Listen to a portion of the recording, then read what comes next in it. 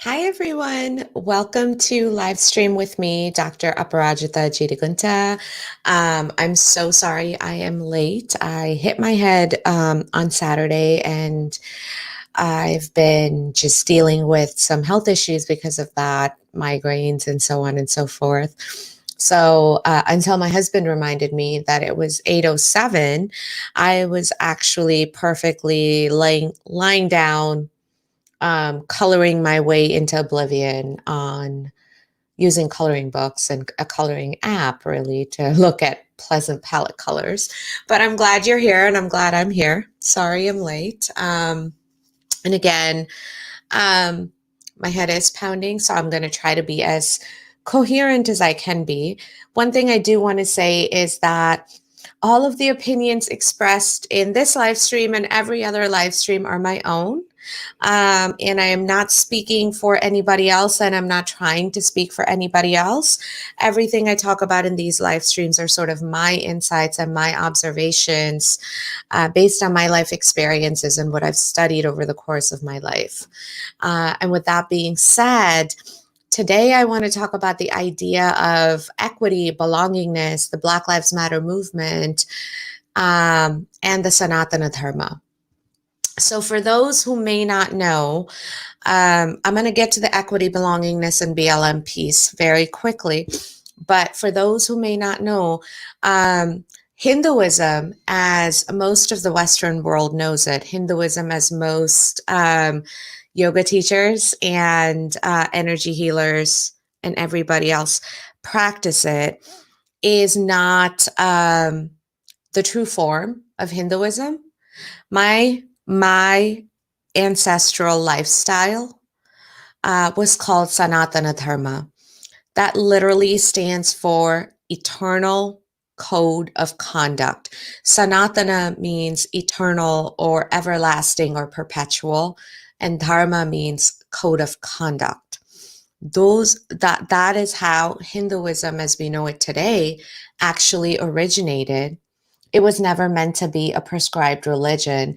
It was always just meant to be a way of life, a lifestyle that allows you to live in a righteous way while giving honor and dignity to all living forms around you.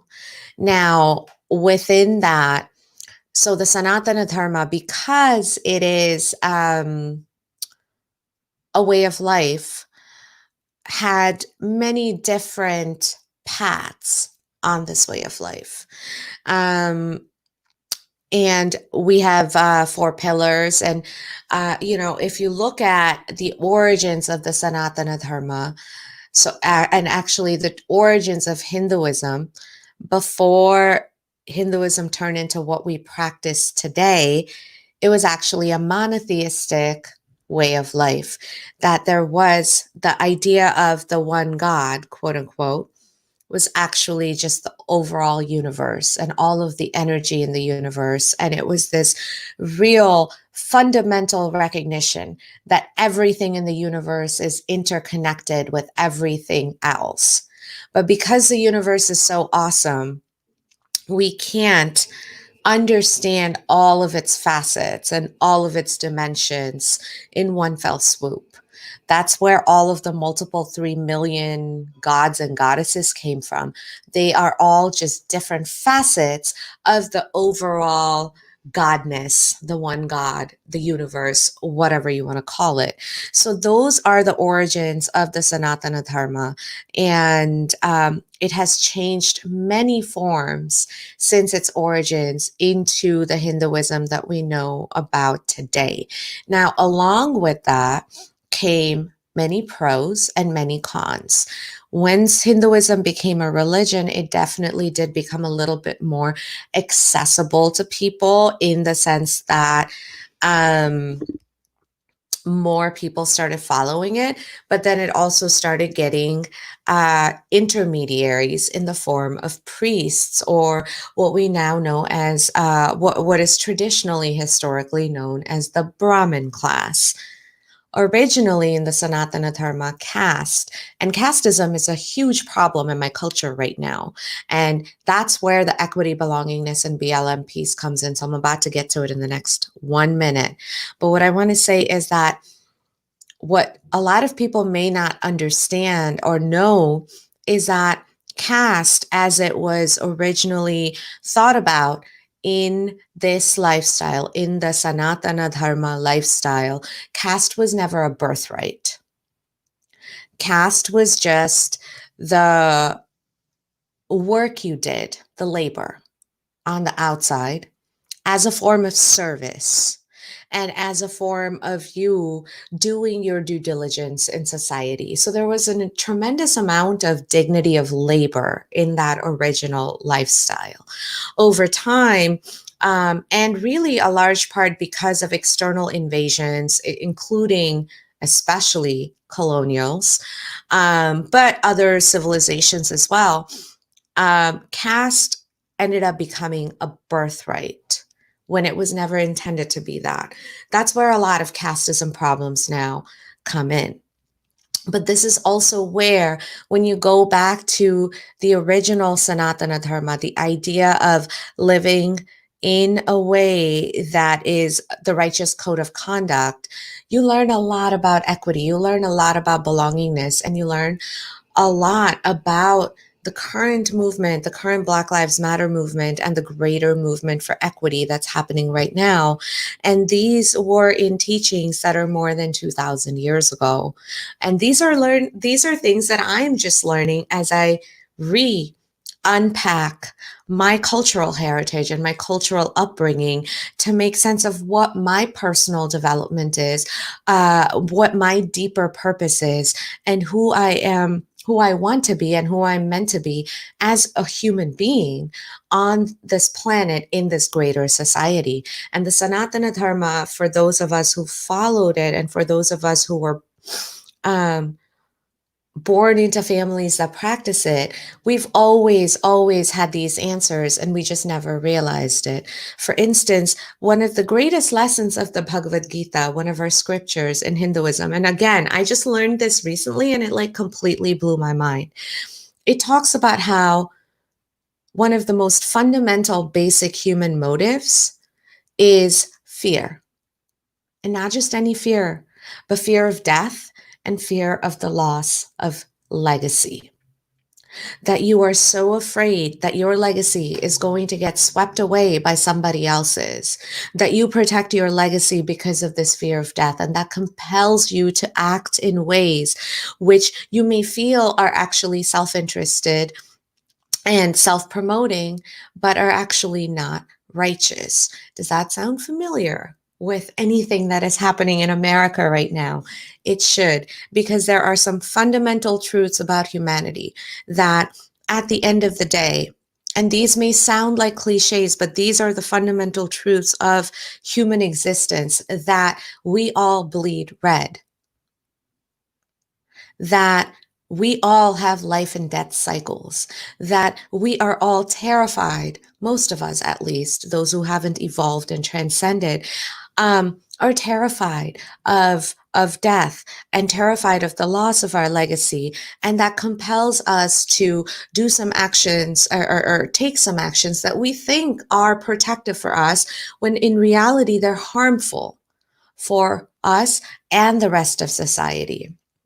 And, I want to thank my uncle, Dr. Srinivas Channapragada, for having these conversations with me and helping me realize what the true nature of the Sanatana Dharma, the eternal, everlasting code of conduct in life, original Hinduism really is, for helping me understand the basic lessons of the Bhagavad Gita, for helping me understand the basic lessons of humanity.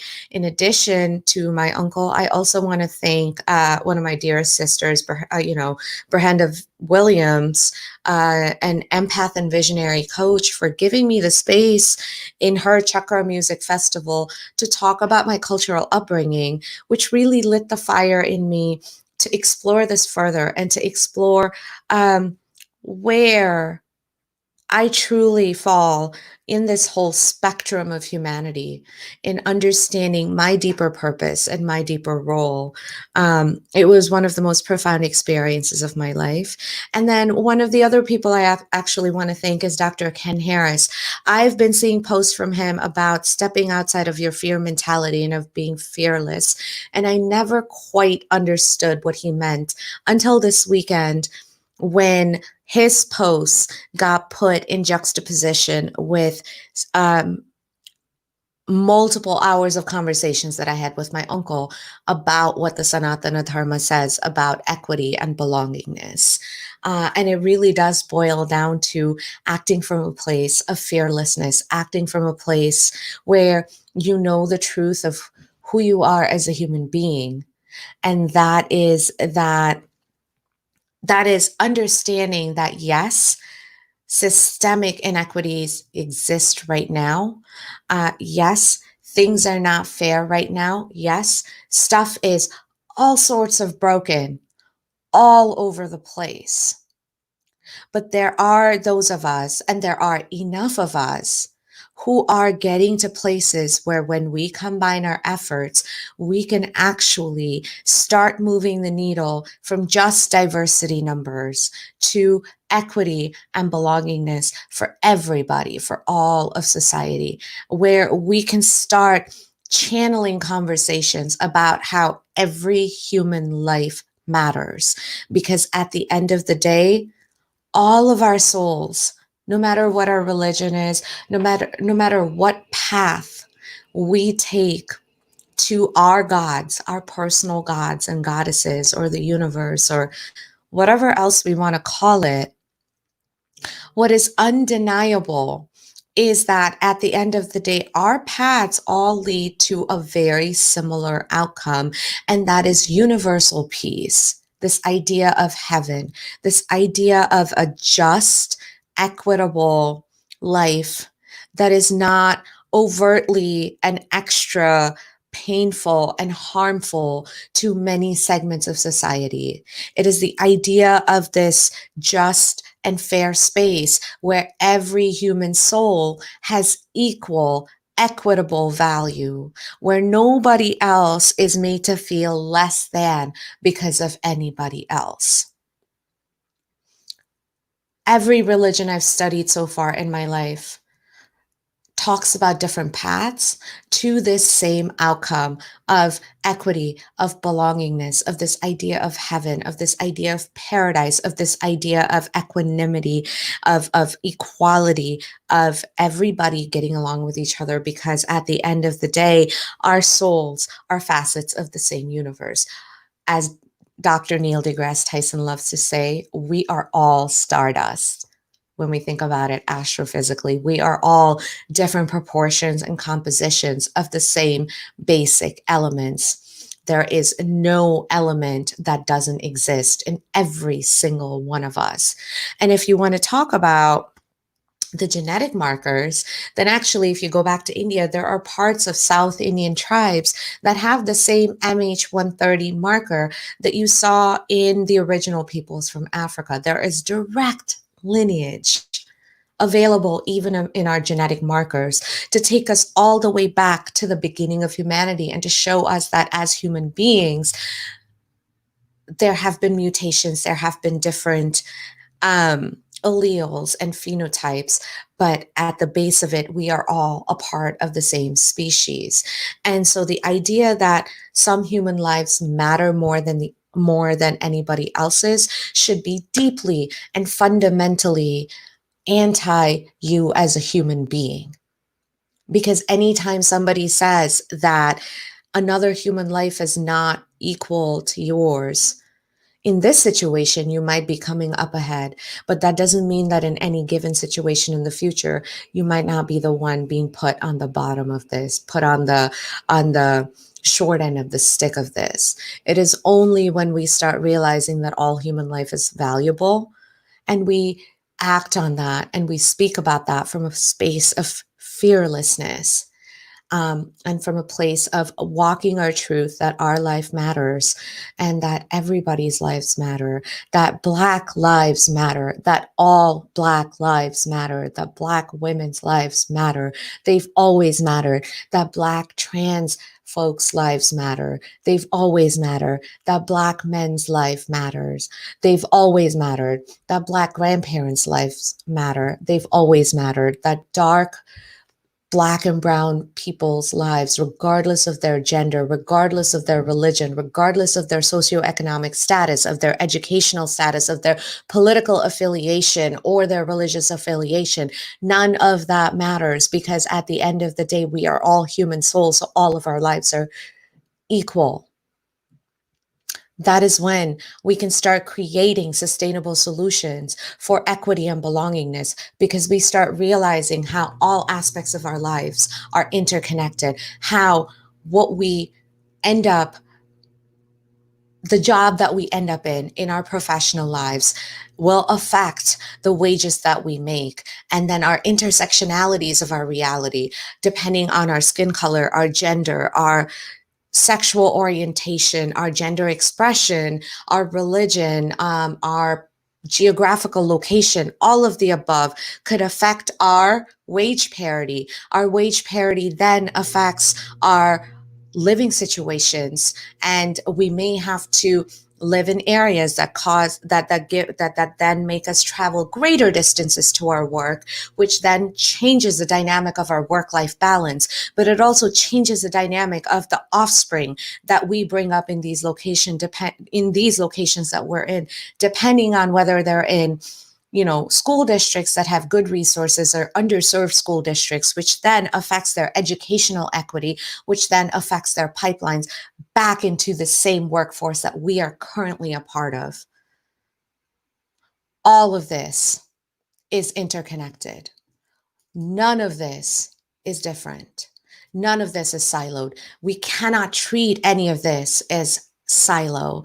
And regardless of our religion, regardless of our culture, regardless of any other differences we may have in life, the one thing we can unite on is the fact that human life is human life, and it is equally valuable. So when we see what is happening around us right now, especially for me coming from the Sanatana Dharma, especially for me coming from a culture that was so woke that I didn't even know it, that was so tolerant and so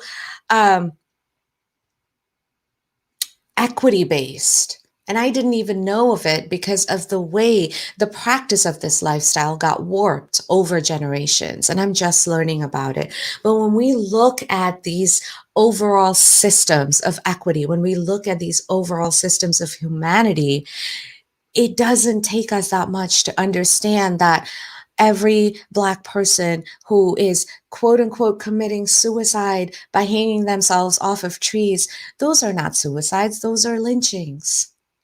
It doesn't take for us to understand that we are being fed garbage that doesn't allow us to lean into the fact that all human lives are equal. There's no uncertainty. I was having this conversation earlier today about how the fight for equity and belongingness is really difficult and multifaceted. And there was a part of me that said, and it's because Black lives have been undervalued for 450 years now. And there was a part of me that really resisted that thought, because I said, but see, here's the thing. There has been no Black person in their life has undervalued their own life. Every single Black person that I have ever known of has been certain that their life matters as much as other people's. It's because the rest of us have lost sight of that equity. The rest of us have lost sight of the fact that all of us deserve to belong in human society, because that is the nature of our species. We are a species that is built on the need to belong. And right now, there are many subsegments of our populations that are denying themselves and the rest of us this fundamental human need that every single one of us who has been born human feels, all 7+ billion of us on the planet. And by denying ourselves this right, we are literally holding our entire species back from evolving into an actually equitable, actually sustainable society where we can have authentic spaces of belongingness. And nowhere is this more apparent than in corporate America, where even now you see companies making statements. And these statements are beautiful, y'all. Don't great statements. But what else?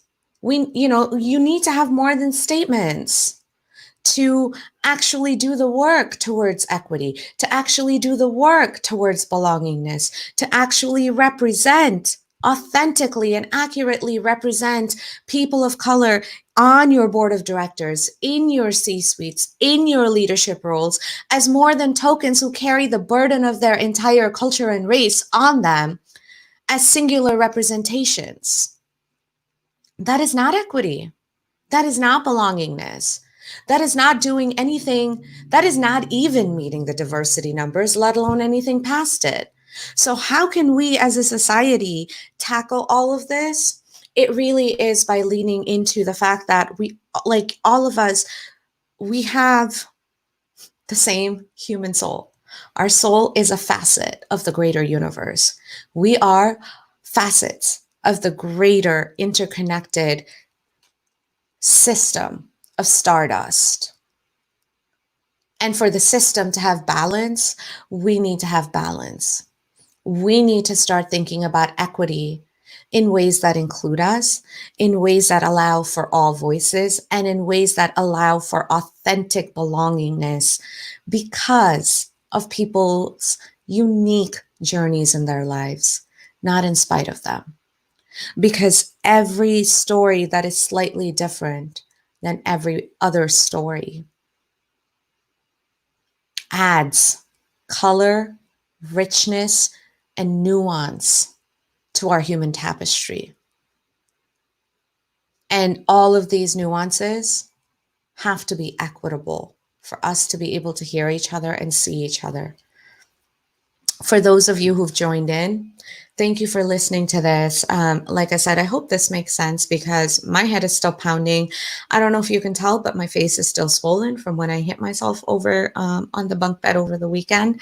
But I really, really wanted to get this out that for those of you who are practicing the Sanatana Dharma, for those of you who are intentional about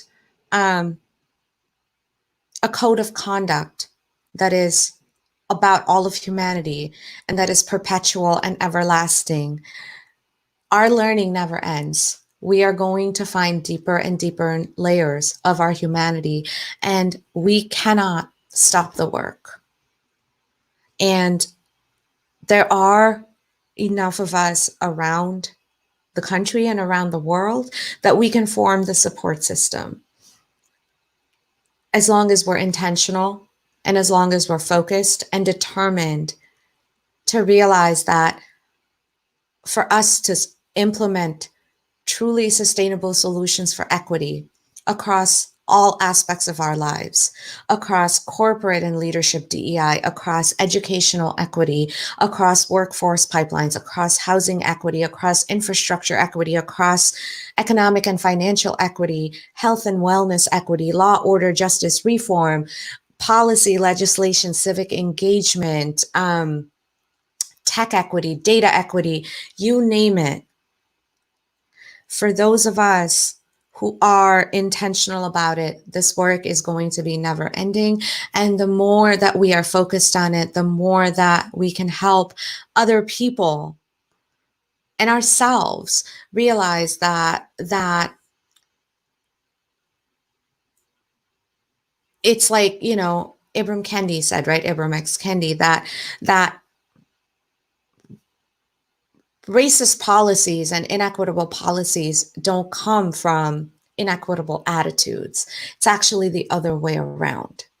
The way we are now is because our policies and our rules and our regulations and our societal structures and our institutions have blinded us to how much like we are all human, have blinded us to the fact that we should stand up for each other, that we should unpack our own garbage and baggage, take our time doing that, do it authentically, and stand up together.